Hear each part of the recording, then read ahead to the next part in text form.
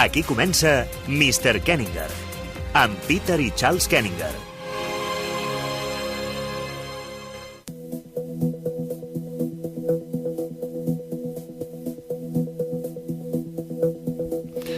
Godam, hola, buenas tardes, soy Charles Kenninger y esto es Mr. Kenninger.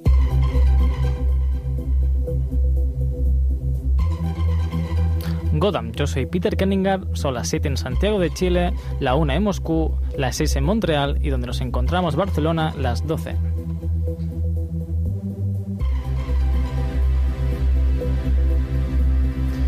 Bienvenidos a Mr. Kenninger. En el programa de hoy vamos a hablar de la norma técnica de más éxito en todo el mundo, la ISO 9001. De hecho, actualmente esta norma de sistemas de gestión de calidad está siendo utilizada a nivel mundial por más de 1.130.000 empresas de 187 países distintos.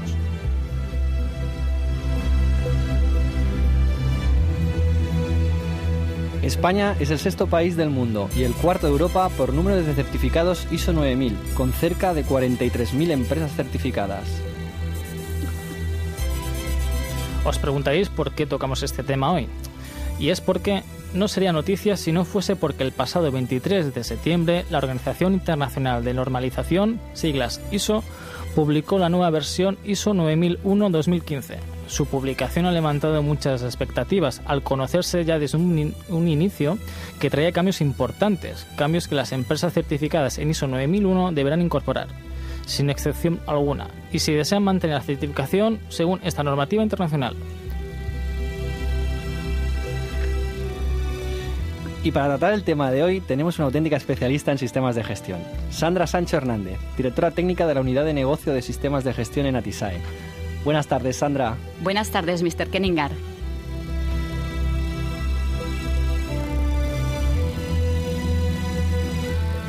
Sandra es geógrafa de formación académica, licenciada por la Universidad Autónoma de Barcelona, posgrado en Dirección y Gestión Ambiental, máster en Ingeniería y Gestión Ambiental y MBA.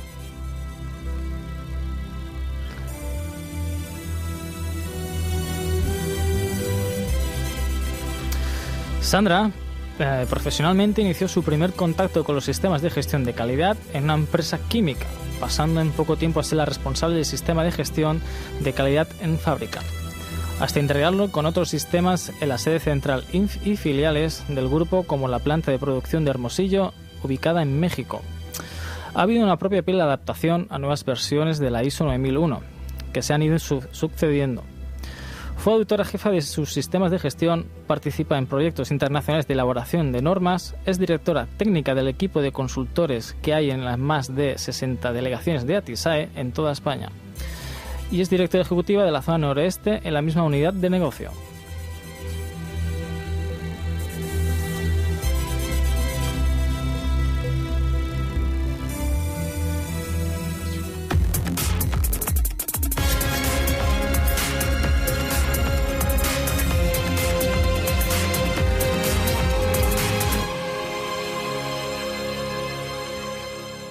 Hola, Sandra. Para empezar, ¿qué es la ISO 9001? La ISO 9001 es una norma, como habéis dicho, internacional, que tiene el consenso de mercados internacionales. Es la más exitosa de las normas técnicas y afecta a todas las áreas funcionales de una empresa. Podríamos hacer exclusión de algún apartado, pero en sí afecta a todas las áreas. Y en este caso alcanza a toda la calidad de productos y servicios que pueden ser entregados. ¿Y es obligatorio para una empresa obtener y tener este certificado ISO 9001? Bien, aquí podríamos encontrar diferentes situaciones. Una de ellas puede ser pues que haya motivos legales que les exija a la empresa el tener ese certificado ISO 9001.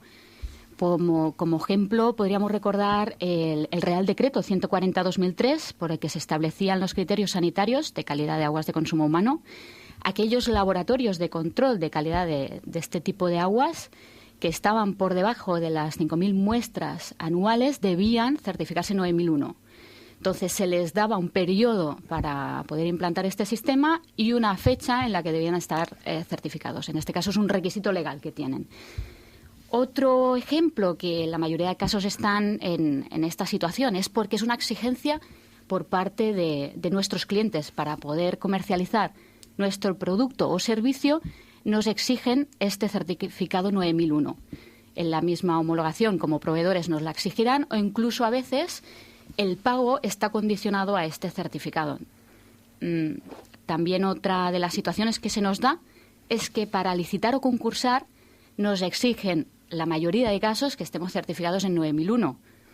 Es decir, si queremos ser proveedores de AENA, cuando sale en su anuncio de licitación o de concurso, en el pliego de prescripciones técnicas o en el de administrativas, se exige el certificado 9001, con lo cual, si no lo aportas, puedes quedar excluido o tener menos puntuación, con lo cual te resta competitividad frente a las otras empresas que se presentan. Y pocos son los casos en que la dirección de la empresa ve un valor añadido y decide implantar un sistema de gestión de la calidad de manera voluntaria. Es una decisión estratégica de la empresa y como tal involucra a toda la organización. Coincide que estos son los mejores sistemas de gestión que he visto implantados. De las anteriores opciones, sí que es cierto que hay excepciones contadas con los dedos de la mano. Recuerdo 2 laboratorios de control de agua que el equipo está integrado, hicieron una implantación fantástica, una certificación increíble. Es un equipo de 3 personas excelente y bueno, nunca les han encontrado una conformidad y es un sistema de gestión modélico. En todos los casos es necesario, por un tema de transparencia, que una entidad de tercera parte certifique el cumplimiento de la empresa con los requisitos de la norma. De ahí el certificado ISO 9001. En España hay cerca de 43.000 certificados ISO 9000. Entonces, Sandra, la pregunta es, ¿todas estas empresas son altamente competitivas en calidad de producto o calidad de servicio? Desgraciadamente, no todas. Los sistemas de gestión de la calidad más mediocres, puedo decir, que he visto, tienen un denominador común. La alta dirección no cree en ese sistema de gestión. Entonces, todo se carga sobre la figura del responsable de calidad, desde la definición de objetivos, de indicadores, desde la evaluación de proveedores hasta planificaciones, registro de no conformidades, acciones correctivas.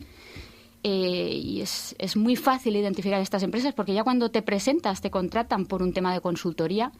En la misma recepción, cuando localizan al responsable de calidad, te presentan como ya está aquí la de la ISO. O cuando te reúnes con el director de producción y le pides los indicadores de ese proceso, te dice que eso es cosa del de calidad. Este tipo de empresas, la alta dirección solo le preocupa el disponer de ese certificado y cuanto antes sea mejor. Y por todo eso he sabido que las prisas son malas, y más si estás introduciendo cambios importantes en la empresa.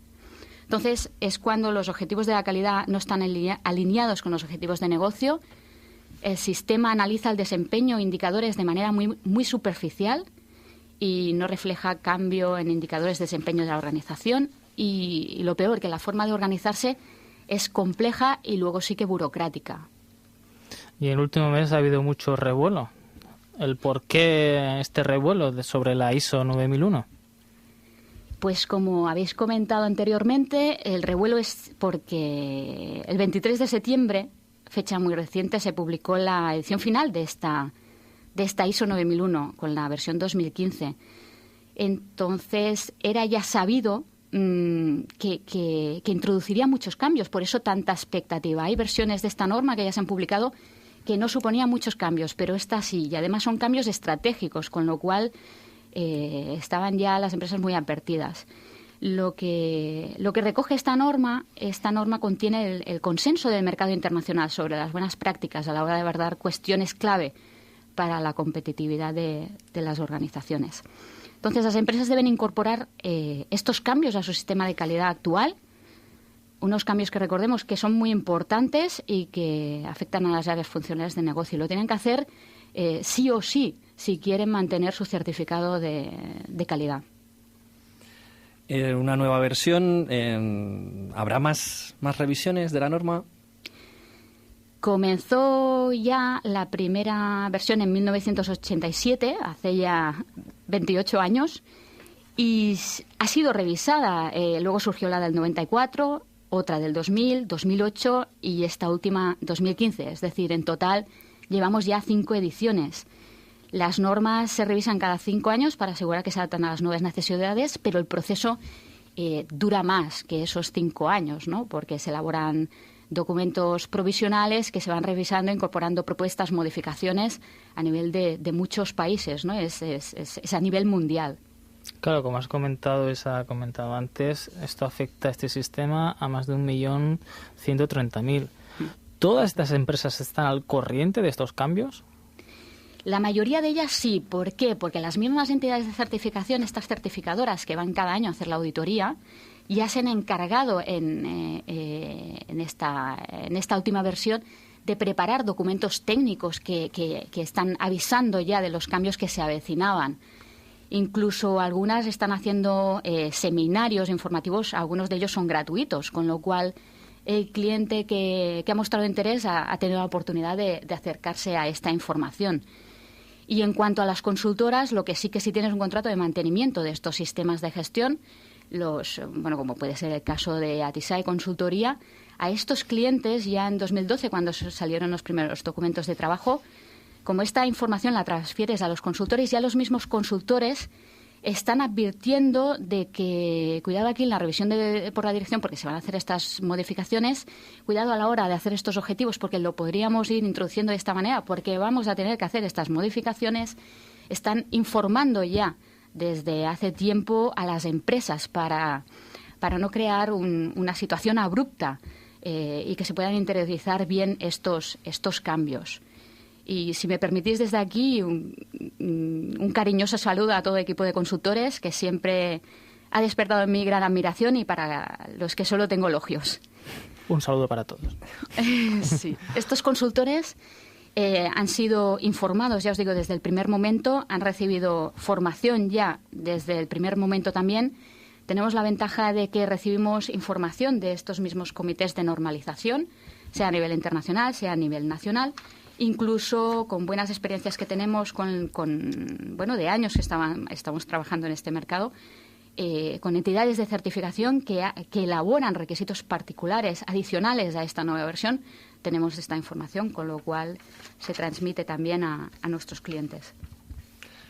Antes de entrar de lleno en los cambios, Sandra, como experta consultora, como auditora jefa, ¿cuál es tu opinión sobre esta nueva versión?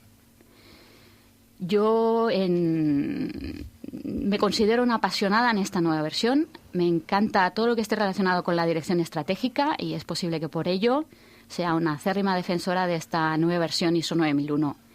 Ya cuando cayeron en mis manos los primeros Word Draft en 2012, el DIS en 2014 y más recientemente el FDIS este año, me parecieron todos ellos unos fantásticos documentos en cuanto a su contenido. Era una situación nostálgica para mí. Era como estar en medio de aquellas magistrales clases de dirección estratégica del MBA con uno de aquellos brillantísimos profesores que con el tiempo recuerdas. Personalmente soy de la opinión que esta norma ha adquirido un nivel elevado de madurez, introduce cambios dirigidos a actuar en entornos, en contextos y en mercados cambiantes y altamente competitivos. En resumidas cuentas, deja de ser aquella norma asignada al director de calidad para ser liderado por la alta dirección, pues de lo contrario sería un fracaso, además de un incumplimiento con esta edición actual. Y como acérrima defensora declarada de la nueva versión, ¿cuáles podrían ser los principales cambios? Solo empezar a leer la nueva versión, con solo avanzar unas pocas páginas, porque como ya se ha publicado ya la puedes adquirir. El cambio más evidente que encontrarás es que la estructura de los capítulos ha cambiado, y no son pocos los capítulos que ha cambiado. El motivo es que ISO ha proporcionado un nuevo enfoque sobre lo que debe ser la estructura de las normas de sistemas de gestión. Con ello pretende que el texto principal de las normas de sistemas de gestión sea común. Mínimo podemos hablar de un 30% del contenido de las normas de sistemas de gestión que es común. Para ello ha buscado unificar contenidos y criterios de algunos de los apartados de las normas, y con ello ISO ha querido mejorar la alineación entre normas. En anteriores ediciones se decía ya que se mejoraba, pero ahora es tan evidente, facilita toda integración con otros sistemas de gestión, porque es la realidad que encuentras en las empresas, ¿no? que integran adicionalmente otros sistemas de gestión. Y tras toda esta información, yo creo que ya empiezan a acechar las primeras dudas. De hecho, ¿qué pasa con la codificación de mis documentos? Claro, ahí está. ¿Qué pasa? Que la norma se compone ahora de 10 grandes apartados. Anteriormente, la anterior edición constaba de 8. Entonces, hay muchas empresas que para su codificación de documentos pues los trazaron. Es decir, si era el de revisión por la dirección, lo codificaron como P de procedimiento 5.6, que es el apartado de la norma de la versión 2008, 0.1 porque es el primer procedimiento. Pero, ¿qué pasa ahora? Porque este apartado es el 9.3. Tendré que recodificar todos mis procedimientos y aparte los formatos, los tengo también trazados los procedimientos.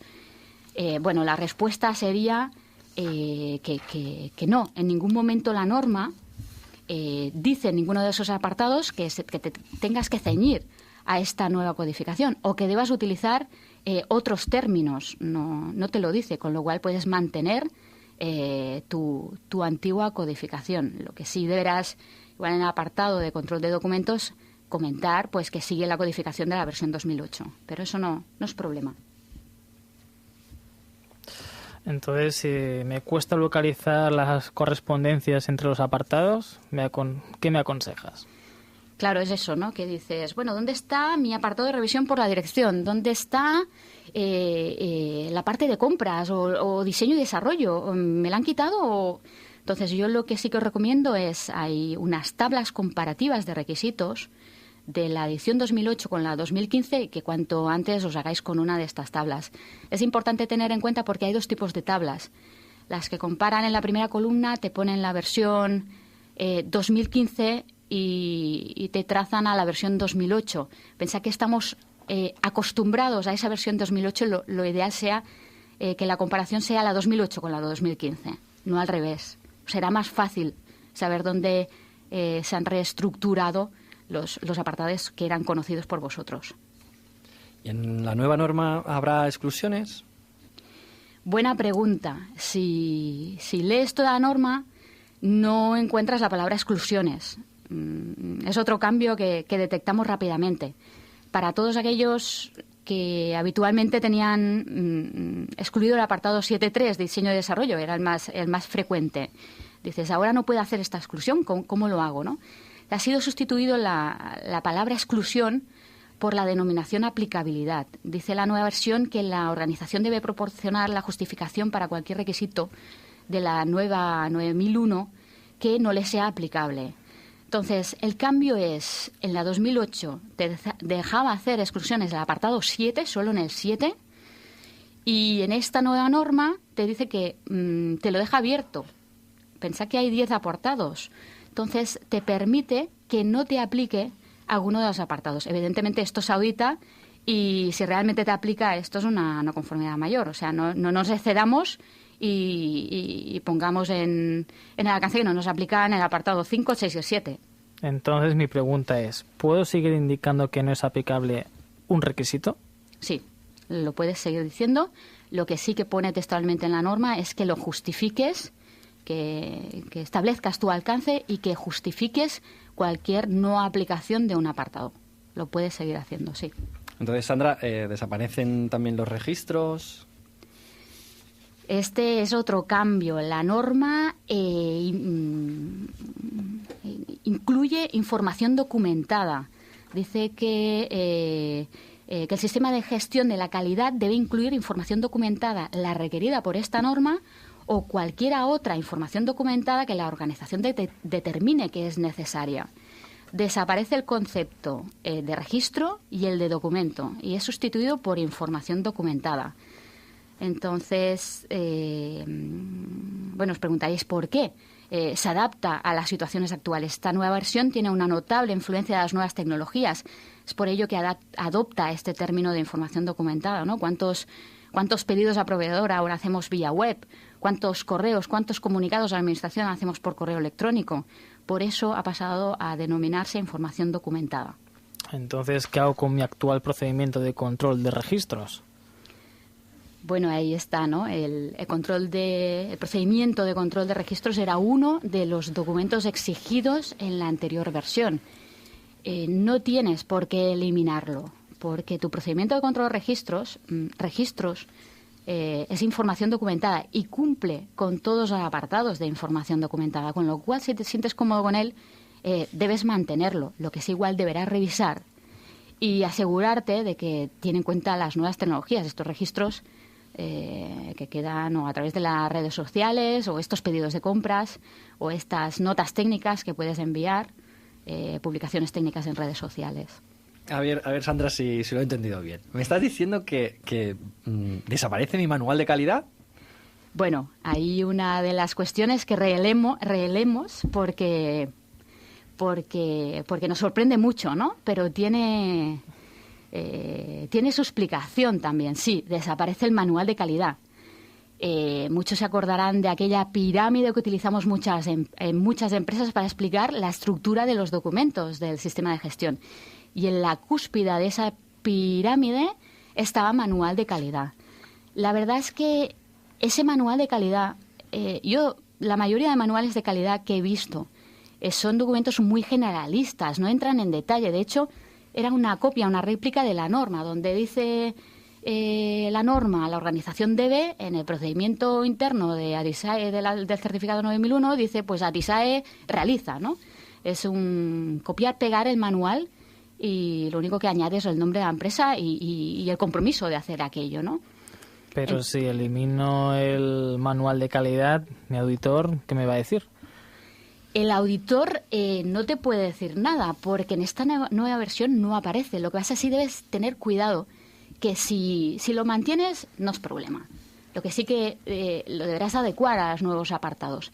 Pero si decides eliminarlo, ningún auditor te podrá poner una conformidad sobre esto. Pero debes tener en cuenta que hay una información documentada que está contenida en todos los manuales de calidad que debe aparecer en algún sitio, ¿no? Por ejemplo, el alcance del sistema de gestión o esta aplicabilidad, las anteriormente denominadas exclusiones o la misma política de calidad que la teníamos en el manual o la identificación de los procesos, sus interacciones, todo esto. Dices, vale, elimino el manual de calidad, pero esto sí que es una exigencia de la 2015, con lo cual lo deberás tener en otra parte. Entonces, hay muchas empresas, clientes nuestras de ADISAE, que han decidido mantener este manual de calidad.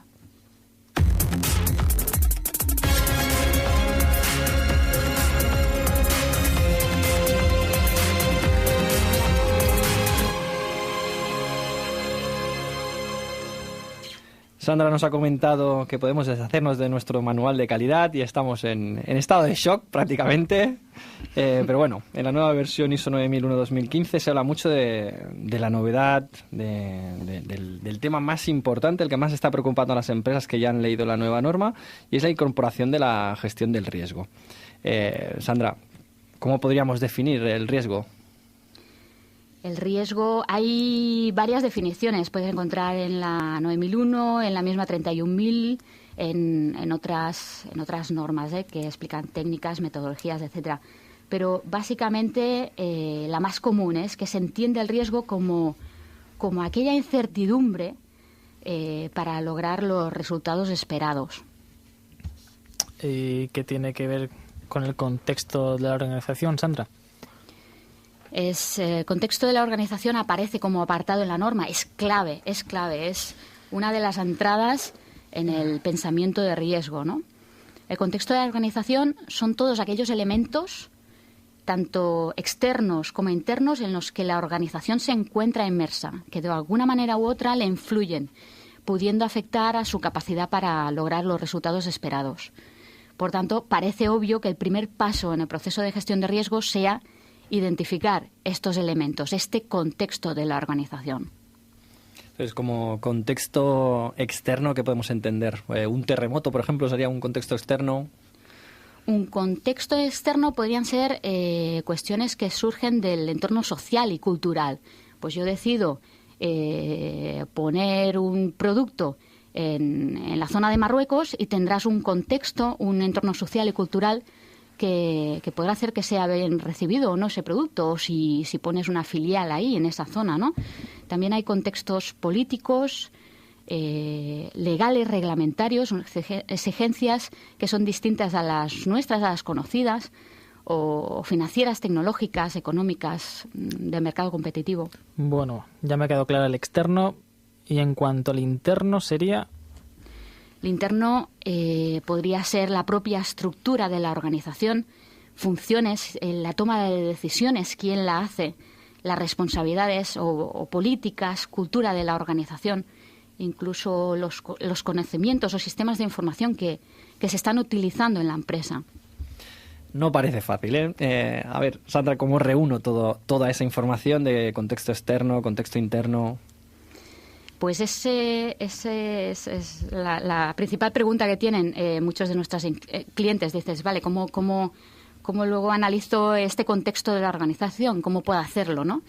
Ahí es imprescindible el liderazgo de la alta dirección de la empresa, con la participación de los representantes de todos los procesos. Para ello, la alta dirección debe mantener una serie de reuniones con las distintas direcciones de los procesos de la organización. Es importante hacerlo por procesos. Primero, porque la norma refuerza todo el enfoque basado en procesos, lo realza y lo confirma, que la gestión a procesos proporciona beneficios para las empresas. Y veréis en esta nueva versión que le da mucha más fuerza. Al final también es mucho más fácil analizar un contexto enfocándolo a los procesos. Esta alta dirección se debería reunir con el director de un proceso en concreto, bien sea, para poner un ejemplo, asistencia técnica y servicio postventa, y esta dirección de proceso lo que sí que debería hacer previamente para que sea más eficaz esta reunión es recopilar la información, es identificar cuál es el contexto interno y externo de su proceso. Y una vez identificado, analizar cuáles son las expectativas, los intereses de cada uno de ellos. ¿Y qué hacemos con las partes interesadas en estos procesos? Es otro elemento de entrada. No basta analizar este contexto externo e interno, sino que hay partes interesadas, tanto internas como externas, que necesitamos tener en cuenta, porque nos puede afectar a esa capacidad para lograr esos resultados planificados, esos objetivos. ¿Cómo hago para identificar a las partes interesadas de mi empresa?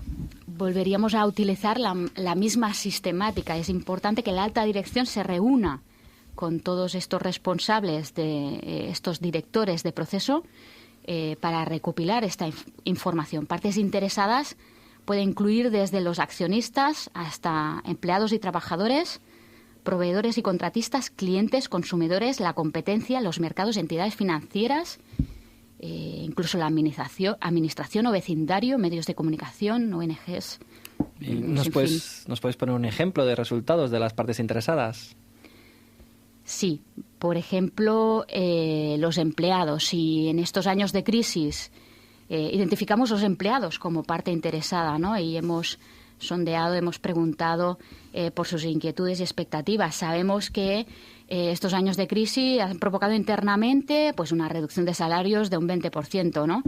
Esto justamente con recortes en formación, etcétera. Pues sabemos que el personal igual no está del todo contento ni entusiasmado y ha mermado el compromiso a la empresa. Entonces, igual ahí cabe la posibilidad de mejorar la retribución y crear indicadores vinculados a ese plan, ¿no? A ese plan que puede ser de retribución variable. Y esto, bueno, me ha quedado claro. Pero, Sandra, ¿cómo hago para obtener la información o qué metodología existe para llevarlo a cabo? Pues puedes utilizar herramientas. Por ejemplo, la más utilizada por estos responsables de proceso suele ser el DAFO, el análisis DAFO. Ahí te permite, es muy simple, te permite identificar tanto las debilidades como las fortalezas que tienes internamente, como las amenazas y oportunidades que te vienen del mercado, del exterior. Ahí por proceso, volvemos a recuperar el mismo proceso, asistencia técnica y servicio postventa, pues vas listando todas las amenazas del mercado que te pueden venir, cambios en legislación, que sabes que te provocarán cambios internos en la manera de proceder, lo vas identificando todo y esta identificación es la que te reúnes con la dirección para terminar, hablaremos de cómo termina el pensamiento basado en riesgos, para ser analizado y proponer las acciones que se requieran. De hecho, son mejoras, ¿no?, al sistema y a toda la dirección estratégica.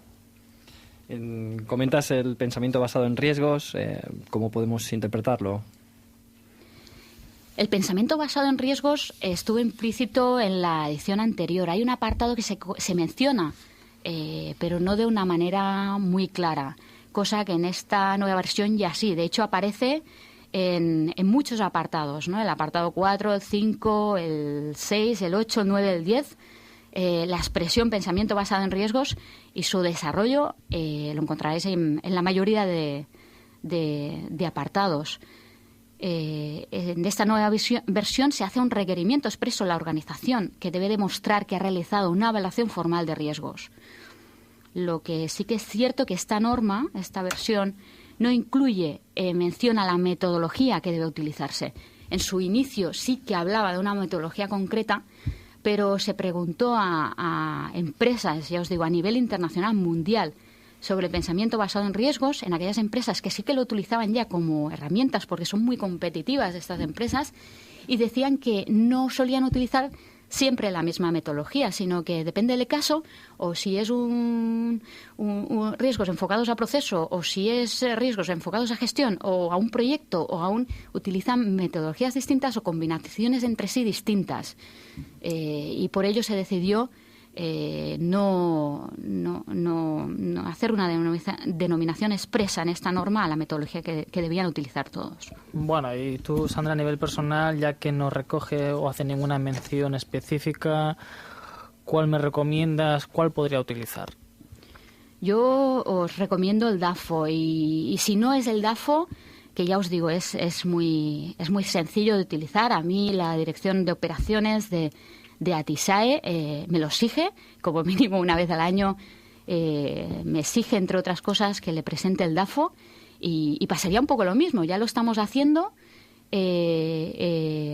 pero sí que es importante, he mencionado que participe la dirección de ese proceso, pero es importante que esa dirección también pregunte a su equipo, porque muchas veces yo había presentado el DAFO y hice una prueba piloto con una delegación y cuando me senté con los míos, salió mucha más información que yo no había tenido en cuenta. Es decir, no lo dejéis solo a esa reunión del director del proceso con la alta dirección o comité de dirección, sino que intentad involucrar a toda la empresa, porque salen ideas brillantes, y yo creo que algunas de las mejores. Si me dices metodologías distintas, bueno, una que no se podría acoger a ninguna norma, pero que es sencillo, os puedo explicar un caso de cómo proceder, ¿no? Volviendo al proceso de asistencia técnica y servicio postventa, puedes identificar la entrada del proceso. ¿Qué sería la entrada? Pues recibo una consulta del cliente. Recordemos que soy asistencia técnica y servicio postventa. Salida de ese proceso, pues la consulta del cliente está resuelta. ¿El resultado esperado? Pues que el cliente está satisfecho con la solución. Pero se pueden dar distintos riesgos, porque yo ya he preguntado al cliente. Este cliente, nosotros en asistencia técnica tenemos un horario de 9 a 6. Y ese cliente cuando llega a casa a las 8 llama. Y resulta pues que el cliente no puede contactar con nosotros, ¿no? Pues ese es un riesgo, que el cliente no pueda contactar con nosotros. Entonces, como acciones para abordar, que os digo, esto debe ser con la alta dirección, igual cabe la posibilidad, porque el margen en ese negocio lo permite o porque vamos a atraer muchos más clientes, de contratar un call center para asegurar asistencia técnica los 365 días del año, las 24 horas. Es un ejemplo, ¿eh? Pero si yo utilizo la ISO 31000... Claro. Entonces, una de las metodologías que nos viene a la cabeza, en más los que estamos centrados en estos pensamientos de riesgo, es la existencia de una norma, que es la ISO 31000, que nos da pautas para gestionar de forma efectiva los riesgos. Esta norma no es certificable, pero nos proporciona el enfoque para la gestión de riesgos. Yo recomiendo que la consultéis. Lo que pasa es más compleja que todo lo anterior que os he comentado. La norma establece un marco de trabajo que es indispensable para que toda gestión de procesos, del proceso de gestión de riesgo, se lleve correctamente. Y luego tiene otro importante apartado en el que determina las actividades que se deben seguir para hacer el proceso de gestión de riesgos. Básicamente, insiste en que la comunicación y consulta debe participar toda la organización. Su elemento de entrada vuelve a ser el establecer el contexto, aquí entrarían también las partes interesadas, y luego entraría en la evaluación de riesgos, que es la identificación, análisis y evaluación, y el tratamiento de esos riesgos, ¿no? Y obviamente no dejarlo ahí, tiene que haber una información activa, debe haber un seguimiento y revisión. Si entramos... Sí, perdona que te corte, más última duda, ¿cómo puedo analizar los riesgos? Si nos basamos en la metodología de esta norma, tú lo que tienes que hacer previamente es establecer el contexto y seguidamente debes hacer una identificación exhaustiva, es decir, un listado de todos los riesgos que puedas detectar, sucesos que podrían mejorar, prevenir, degradar, acelerar o retrasar el logro de los objetivos. A partir de esta identificación de riesgos, tú puedes elaborar o utilizar las matrices de riesgo, ¿no? de la valoración de esa probabilidad de ocurrencia, ¿no? Puntuado de más alto a bajo, incluso la gravedad, ¿no? También con una valoración numérica de lo que puede ser una gravedad más alta o más baja. Entonces, esa probabilidad por gravedad te dará el nivel del riesgo. Y de ahí deberás priorizar por aquellos riesgos que te dan mayor puntuación.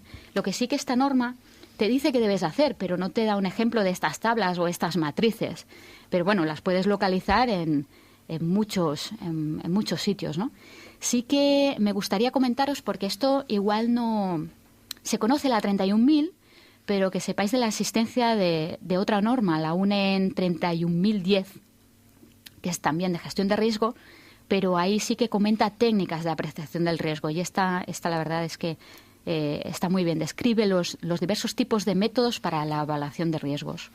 Entonces, Sandra, no sé si te podemos hacer el atraco de ponerte aquí, que nos expliques un caso práctico, que nos cuentes cómo evaluar el riesgo para una empresa, pues de una empresa pequeña que nos pueda, que se dedique a circuitos impresos, a ser un proveedor de automoción, a una empresa informática. ¿Nos podrías comentar cómo podríamos actuar? Sí. Si seguimos con esta metodología, que es un poco más compleja de la 31.000, por ejemplo, en este tipo de empresa, en atención al usuario, puedes tener una nueva interfase del sistema, estar creando una nueva interfase que puede provocar algún tipo de problema, ¿no? Como suplantaciones de identidad o fugas de información que sea sensible. Eso sería la detección de los posibles riesgos. Las consecuencias serían pues un incumplimiento de leyes, demandas por parte de alguna empresa o de algún cliente particular. Entonces, ¿qué sería importante, no?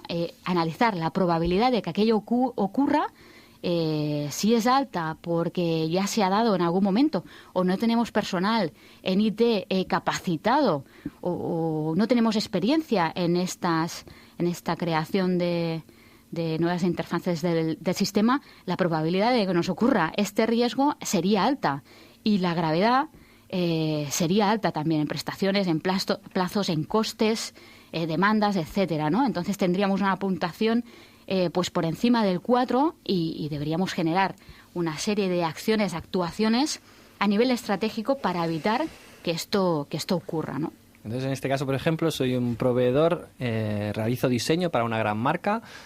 Un riesgo que tendría que tener en cuenta es un ataque informático. Cierto.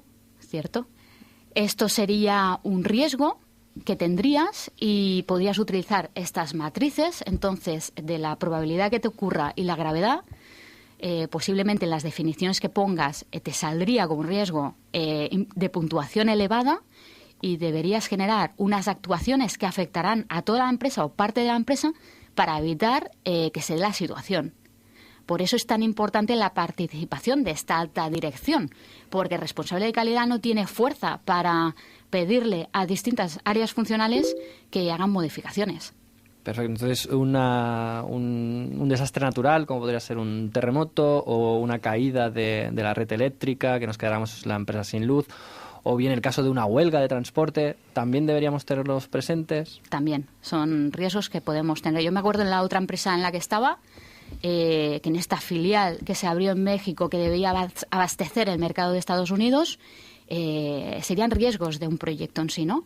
Pero habían pautadas ya las fechas en que saldría este producto al mercado de Estados Unidos y se enviaban hacia esa filial por barco 2 líneas de fabricación enormes, ¿no? Entonces, lo que se decidió es hacer ese envío de esas 2 líneas por separado, por si a ese buque le sucedía algo. Si le pasa a uno algo, como mínimo llega a la otra línea de fabricación, ¿no?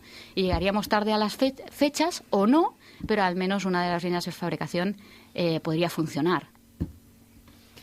Perfecto. Entonces, la evaluación del riesgo leve, medio, grave, ¿de dónde hacemos más hincapié? Porque los que consideramos riesgos graves serán los más habituales o no tiene nada que ver. Pueden ser distintos para cada empresa y está la gracia, es personalizar el sistema a las necesidades de cada empresa, porque si no sería totalmente reproducible con el sistema que tiene el vecino.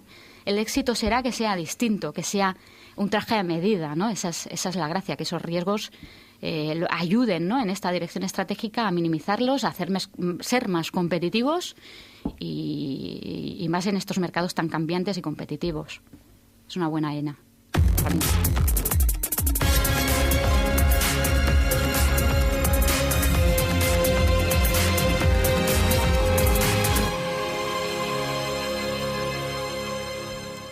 Bueno, con todo lo comentado antes, ahora entiendo por qué esta norma pone tanto énfasis en la dirección y la importancia de que ésta, pues, esté apoyando, ¿no? Ciertamente. La gestión de riesgos y el aseguramiento de su eficacia continua requieren de un compromiso fuerte y sostenido de la alta dirección de la organización.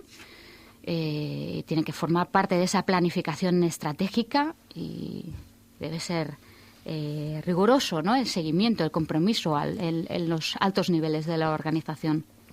Porque la dirección, ¿te encuentras tú en tus clientes que la dirección esté implicada, la alta dirección? Porque tenemos la sensación de que el responsable de calidad es como aquella bruja que viene detrás de nuestro con la escoba, decirnos lo que tenemos que hacer, cómo lo tenemos que hacer, cuando a nosotros pues es papeleo y ¿es más fácil que trabaje un responsable de calidad apoyado por la dirección o la alta dirección tampoco no cree mucho en esto de los sistemas de gestión? Es que el responsable de calidad, gracias a Dios, pasa a ser uno más. El responsable de compras o el responsable de producción es uno más. Es el liderazgo de la alta dirección. Solo puede ser un éxito o implantarse bien, porque si no el sistema se hará burocrático y complejo y difícil de llegar y será un drama cada vez que venga una auditoría y será un drama interno porque está transmitiendo un sistema, una manera de hacer, de proceder a tu gente que no es el adecuado. Es decir, aquí se eleva un nivel. Es la alta dirección solo el que puede tratar este enfoque de riesgos. De hecho, lo hacen, con lo cual no debería ser complejo, ¿no? El responsable de calidad aquí es uno más. Es aquellos cuando me habéis preguntado si era obligatorio, ¿no?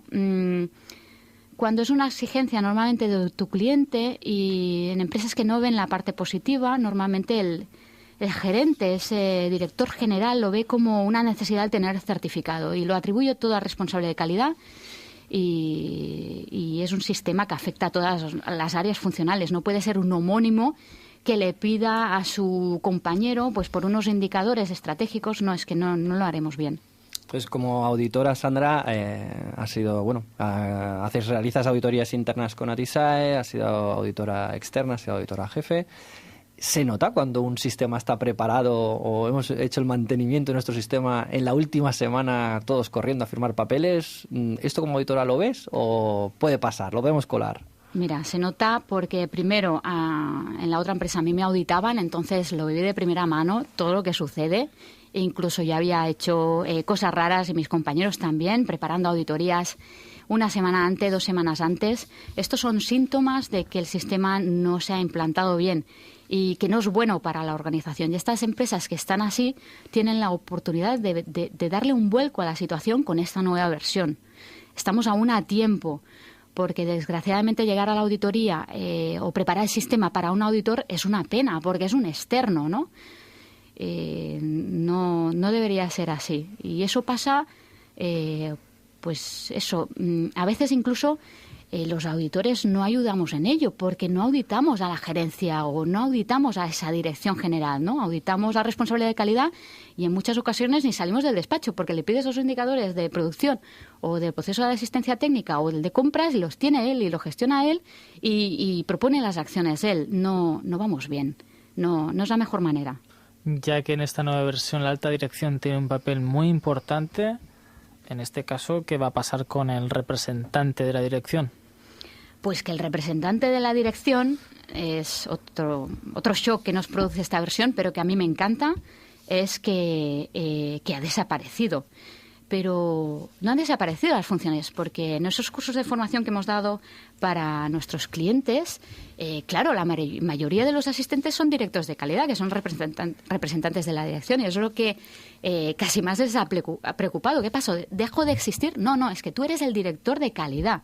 Las funciones de informar sobre la evaluación del sistema que tenía el representante de la dirección siguen existiendo, siguen estando ahí. No tienes por qué hacerlas tú. Tú eres el homónimo del director de compras o el director de producción. Siguen estando ahí esas funciones, pero no recaen en una figura concreta, como antes sí, que era el representante de la dirección. Y en cuanto a los objetivos, ¿se debe planificar? ¿Hay algún plan? Sí que esta versión pide explícitamente que haya una planificación de objetivos. La otra versión no.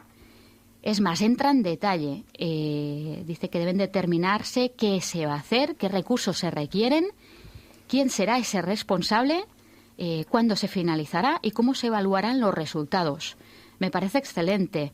La otra versión no lo mencionaba, pero sí que es verdad que algunas entidades de certificación lo había añadido como requisitos particulares, con lo cual se les exigía a los clientes cuando ibas de auditoría. Está muy bien, porque esto es una planificación de objetivos y es la planificación de objetivos que tiene la dirección estratégica. Si nosotros decidimos construir un almacén inteligente, pues tendrás que determinar quién va a pedir ese presupuesto. Esa persona tendrá una dedicación, esto tendrá un coste. ¿Cuándo tenemos previsto que esté construido? ¿De aquí a un año?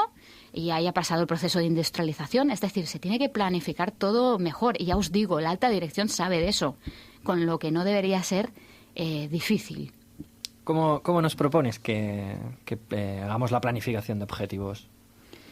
Pues hay aplicaciones informáticas que ya te aparece toda la planificación, o bien todos utilizamos un Word o un Excel para llevar esa planificación de objetivos estratégicos. Puedes identificar en la primera columna los objetivos, las acciones para conseguir esos objetivos, quién se va a encargar de cada una de las acciones, porque si algo no se hace, el proyecto se verá retrasado, el coste que tienen esas acciones, porque habrá unos recursos económicos, incluso de tiempo de estas personas, de ese director de producción o de logística, tiempos, igual el 45% de su tiempo lo va a dedicar a este nuevo proyecto. Y fechas es importantísimo. Y sobre todo, ese seguimiento, ha llegado esa fecha, se ha hecho, no se ha hecho, si hay algún retraso, analizar el porqué y cuando se haya llevado a cabo el proyecto, hacer un seguimiento, ver qué ha sido útil y que se ha conseguido lo que se pretendía. Desde Atisae, ¿quién recomendáis que marque los objetivos en una empresa? Los objetivos tiene que ser la alta dirección. La alta dirección evidentemente puede consensuar con los responsables de cada proceso, porque es los inputs que va recibiendo tanto internos como externos, pero tiene que ser la alta dirección. En cuanto a los proveedores, ¿hay cambios claros? Otro de los cambios es a los proveedores, ¿no? El nivel de madurez que comentamos que ha conseguido esta nueva versión. Habla de proveedores externos. hay un apartado explícito, el 8.4, ¿no? Control de los procesos, productos y servicios suministrados externamente, con 3 subapartados. O sea, está más que ampliados estos apartados, ¿no? Hay uno de generalidades que dice que se deben determinar los controles a aplicar. Hasta aquí podríamos estar con la anterior versión. Tipo y alcance de control. Debes comunicar los controles que serán necesarios que realicen estos proveedores, e incluso los controles, si le vamos a hacer en control de recepción, qué controles le vamos a aplicar a esos productos, a esos servicios. Incluso se debe valorar la eficacia percibida de esos controles que ha aplicado tu proveedor. Es más, te requiere que controles y realices el seguimiento del desempeño que se va a aplicar al proveedor. Exige mucho más. Está todo enfocado a lo que es el outsourcing de proveedores. Sandra, nos han quitado ya el manual, nos hemos quedado sin manual en la nueva norma, nos hemos quedado sin representante de la dirección.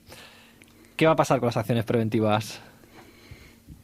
Realmente las acciones preventivas es otro de las sorpresas, ¿no?, que nos depara esta nueva versión, pero volvemos a lo mismo, tiene su sentido, ¿no?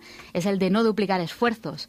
No hay apartado similar en la nueva ISO 9001-2015, es decir, ha desaparecido el término acción preventiva, pero queda incluido en el enfoque general que hay que realizar sobre la evaluación de riesgo. Es decir, en la evaluación de riesgo estás identificando tus riesgos y de aquellos que consideras críticos o necesarios actuar, vas a proponer acciones para reducir que se den esos riesgos, ¿no? O detectar nuevas oportunidades que te hacen más competitivo. Entonces, ¿para qué generar acciones preventivas? Por eso se ha eliminado este apartado, ¿no? Porque el pensamiento basado en el riesgo ya te está generando esta mejora. Y para todas las empresas con las que quieran certificar por primera vez o las que tienen la versión del 2008, ¿qué deben hacer? Las empresas que se quieren certificar, nosotros tenemos clientes que por eso, porque el sector se lo exige o porque han querido voluntariamente, están en proceso de implantación por primera vez de esta ISO 9001. Estas empresas ya, cuando realicen la auditoría inicial, se van a certificar con esta versión. Yo tengo una que se va a certificar en este noviembre próximo, ¿no?, que viene. Entonces ya lo va a hacer de acuerdo a esta nueva versión y es mucho más sencillo porque lo hemos preparado ya para esta nueva versión. Ellos entran con la mente abierta, ¿no? Para las otras empresas que ya hace años que están con la 9001, los seguimientos durante un periodo de tiempo los podrán pasar según la versión 2008, pero cualquier renovación ya debe ser con la versión 2015. Yo les aconsejo que cuanto antes se adapten a esta nueva versión, verán que es mucho mejor. Sandra, nos encontramos con cambios en la ISO 14001, que se publicó el pasado 15 de septiembre la nueva versión. Cambios en ISO 9001, nueva versión, 23 de septiembre, publicación.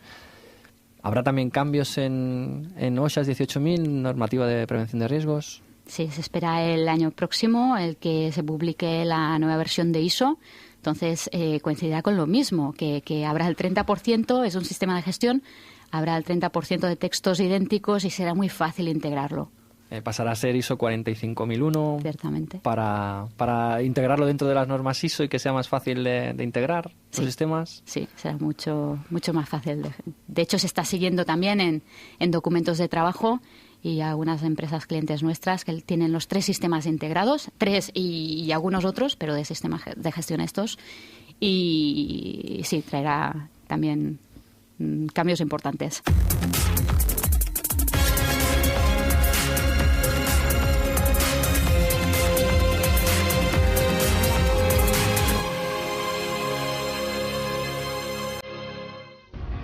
Muchas gracias, Sandra. Delante tanto cambio de esta nueva versión, tengo miedo. ¿Dónde te puedo encontrar?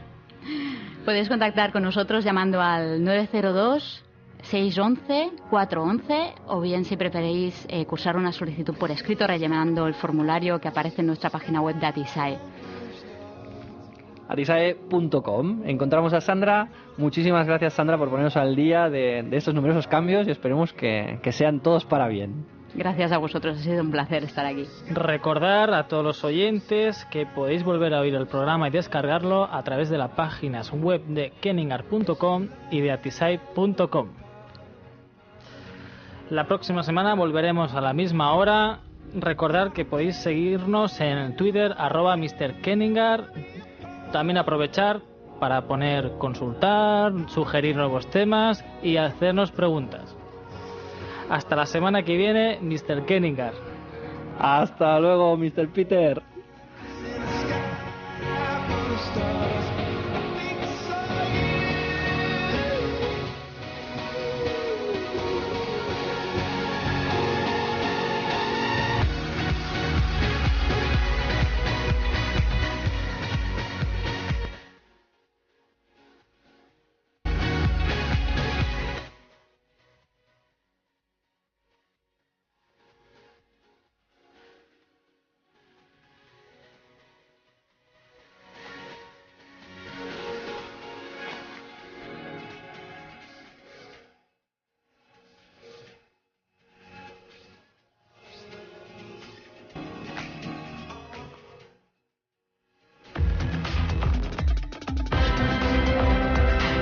Economia, empresa, pimes, autònoms, emprenedors... Tot amb Mr. Kenningar.